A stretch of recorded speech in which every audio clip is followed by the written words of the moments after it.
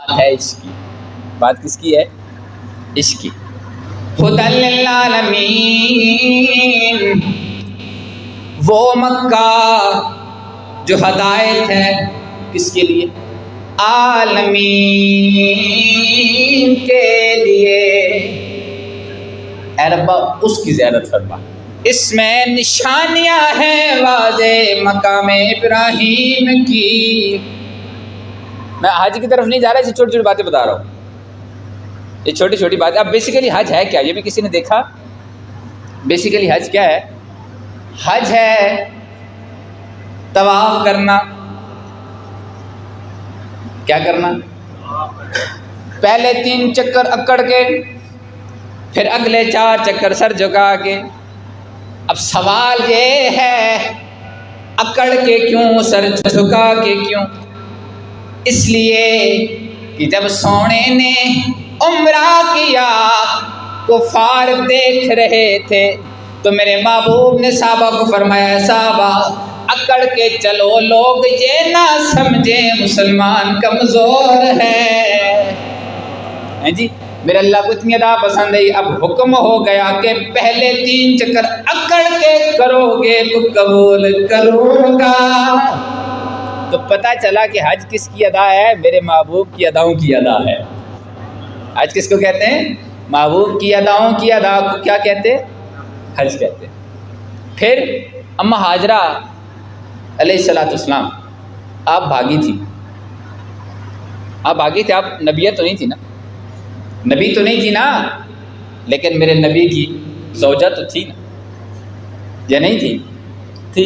میرے اللہ کو اتنی ادا پسند آئی، فرما دیا جو میری ہاجرہ کی طرح 7 چکر نہیں لگاؤ گے تو تمہارا نہ تو عمرہ قبول کروں گا نہ حج قبول کروں گا. اسی طرح یا نہیں؟ وَاتَّخِذُوا مِن مَّقَامِ إِبْرَاهِيمَ مُصَلًّى. اب یہ بات بڑی ہے، میں سمجھنے والوں کے لیے سمجھے تو. آپ سارے ماشاءاللہ نوجوان طبقہ ہے، آپ لوگ یہ یوٹیوبس پہ اور یہ لوگ بڑے نئے لوگ دیکھتے بھی ہیں، سنتے بھی ہیں، جو یہ کہتے ہیں کہ ڈائریکٹلی اللہ ہی اللہ ہے. اللہ یار، ہمیں انکار نہیں ہے، پر وہ ڈائریکٹلی ملتا نہیں ہے. وہ ڈائریکٹلی وسیلہ اپنانا پڑتا ہے، رستے میں ایک رستہ اپنانا پڑتا ہے، ایک ذریعہ پکڑنا پڑتا ہے جس ذریعے کے رستے ہمیں وہاں پر جانا ہوتا ہے.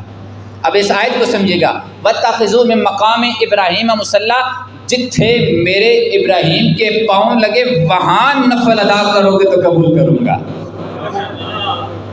وَاتَّخِذُوا مِن مَّقَامِ إِبْرَاهِيمَ مُصَلًّى، جہاں میرے ابراہیم کے قدم لگے تھے. اب یار کعبہ تو سارا تھا، کسی اور جگہ پڑھ لیتے، لیکن فرمایا نا، کتھے؟